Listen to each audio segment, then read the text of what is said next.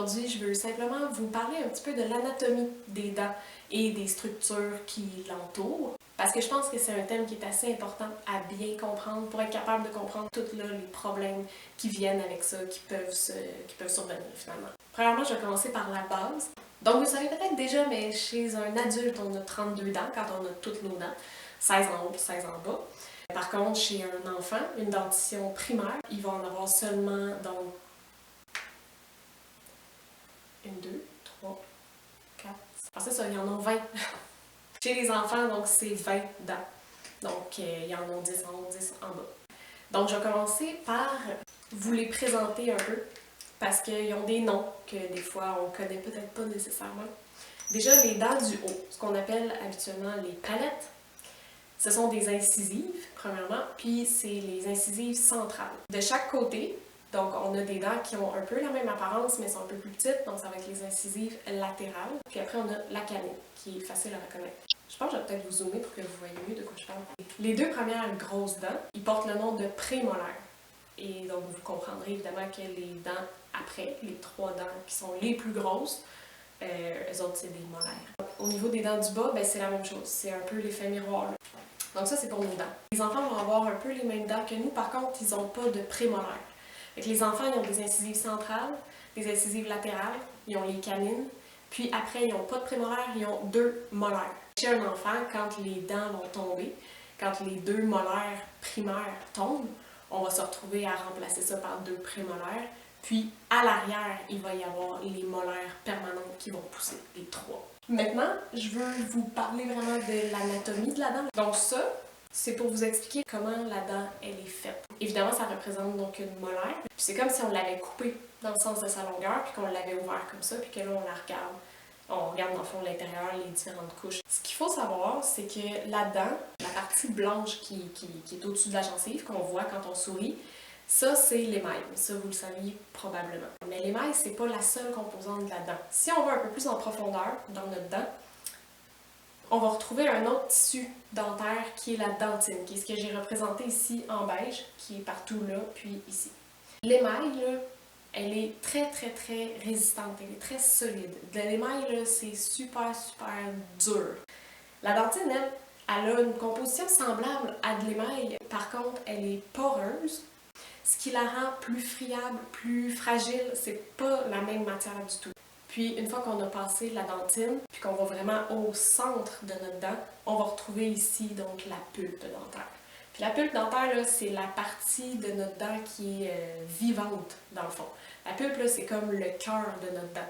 La pulpe, elle contient des vaisseaux sanguins, des nerfs. La pulpe, dans le fond, elle est protégée par la dentine et par l'émail. C'est important de remarquer que les racines de nos dents n'ont pas du tout d'émail.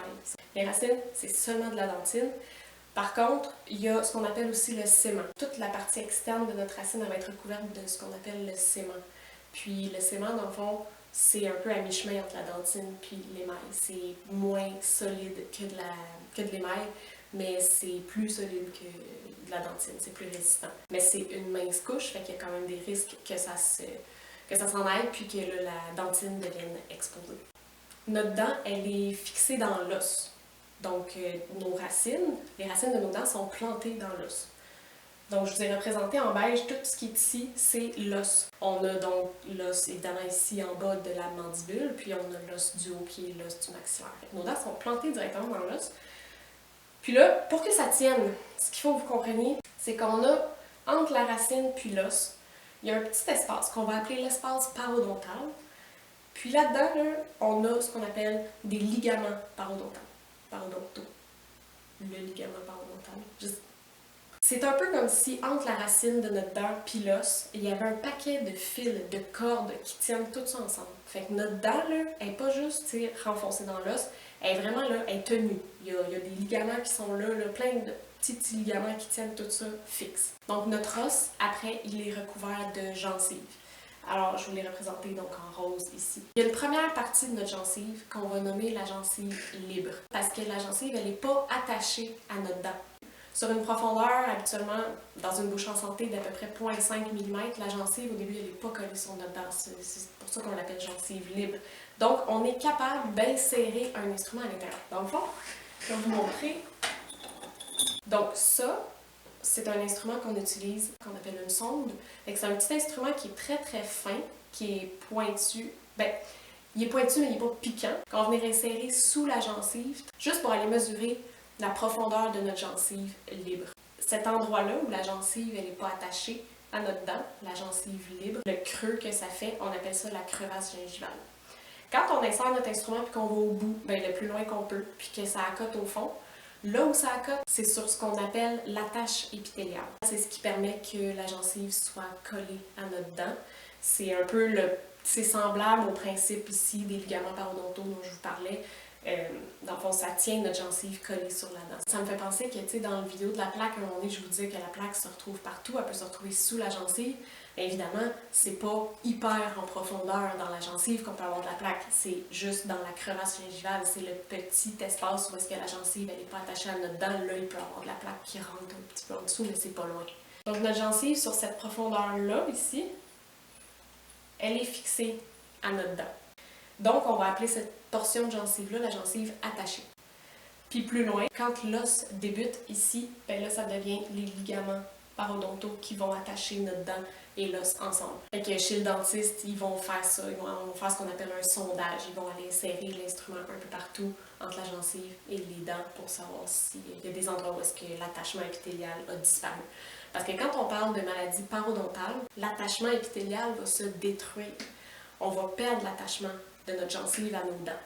Fait qu'on se retrouve avec une perte d'attache. L'attache va se défaire, puis elle va se retrouver finalement comme à descendre. Fait que quand on insère la sonde, ben là, on se rend compte qu'on est capable d'aller super loin parce que l'attachement, il est détruit jusqu'à, mettons, 5 mm. Puis quand la maladie parodontale progresse encore plus, puis qu'il y a destruction encore plus de l'attache puis des tissus de soutien de la dent, des fois, on perd carrément de l'os. L'os peut se détruire, puis les ligaments parodontaux, évidemment. Fait que là, si tout ça se met à se détruire, notre dent devient mobile. Mais je vais vous en parler plus tard là, de la maladie parodontale. Ça, c'était juste comme une espèce d'introduction rapidement, parce que tout est lié. J'avais une prof, en fait j'ai encore une prof, mais au cégep, on a une prof qui nous dit toujours « tout est dans tout ». Puis là, les filles de la technique qui me regardent vont savoir précisément de quelle prof je parle. Mais elle nous dit ça là, souvent. Mais c'est vrai, moi je vous parle de quelque chose, puis j'ai de la misère à pas vous parler de d'autres choses, parce que tout va ensemble, tout est vraiment très interrelié. Mais sachez juste que quand on parle de parodonte, ça inclut tout ce qui est pas les dents eux-mêmes, tout ce qui est structure de soutien. Fait l'os, la gencive, puis le sément, il rentre là-dedans aussi.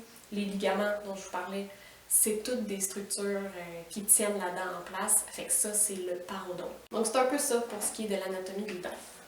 Avant juste de terminer, je voulais parler du fait que lundi dernier, c'était les journées dentaires.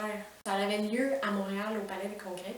C'était la première fois que j'y allais. L'année dernière, j'avais la possibilité d'y aller, puis j'y étais pas allée. Puis cette année, c'est la première fois que je suis allée. Je suis allée avec 3 de mes amis. Puis j'ai eu l'occasion d'avoir un toutou Navy. Je vous en parle alors que ça vous intéresse probablement pas tant que ça. Mais moi, j'étais vraiment, vraiment contente. Parce que dans le fond, ça, ok, c'est fait par la compagnie Hugh Freddie, qui sont la compagnie qui font beaucoup des instruments manuels qu'on utilise. Je sais qu'il y a d'autres compagnies qui en font, mais c'est Hugh Freddie qu'on a exclusivement là, au cégep. Puis, il y a un des instruments que vous ne voyez peut-être pas, en tout cas, qui s'appelle Navy 4. C'est une curette qu'on utilise, qui est exactement faite comme ça. Puis Hugh Freddie, ils se sont mis à faire des toutous de la Navy 4. Donc, ils l'appellent Navy. Il s'appelle Navy, c'est tellement cute.